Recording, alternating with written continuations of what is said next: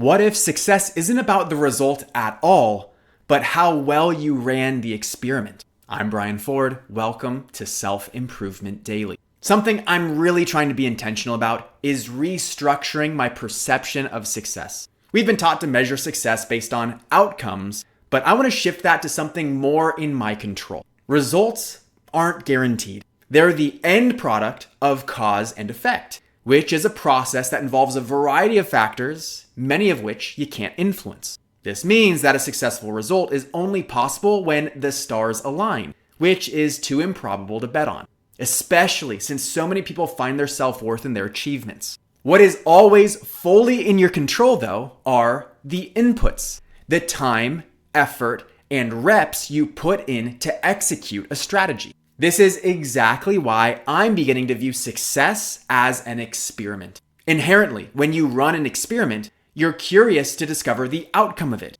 In a true experiment, you're not emotionally attached to what comes from it. You simply create the conditions to produce a certain result that you get to observe. So in the case of the results you want to produce in life, the health, daily output, relationships, experiences, income, and impact you believe will fulfill you, what if you measured your success based on how well you executed your strategy? By how closely you followed the rules of the experiment to ensure that the trial was legitimate and implemented well. Now, that's not to say that you give up on trying to create good outcomes altogether. Of course, you should run experiments that you think will ultimately yield what you want. After all, what you choose to put into the system has a massive influence on what comes out at the end. But again, instead of determining if something is a success solely based on the result, you measure your success based on how you showed up for the process of creating it. It's something I had to take a hard look at recently myself.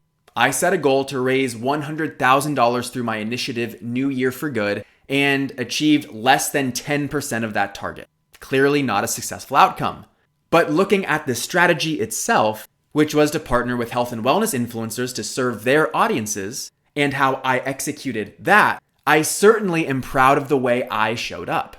I operated with more boldness, creativity, and risk than I can ever remember. And I did my best given what I knew at the time, and that shouldn't be interpreted as anything other than a wild success. In the spirit of treating the campaign like an experiment, now I have an opportunity to understand what about the cause and effect dynamics didn't lead to the outcome I wanted. Was it the wrong strategy? Bad timing? Was I missing a compelling case study? Was the offer not attractive enough? Was my demo not impressive enough? Who knows? But since I'm choosing to see this campaign as a success, because I fully executed the best strategy I had, I can get into the reflection process with hope and momentum rather than discouragement and embarrassment. And that will serve to shape the result more positively in the future.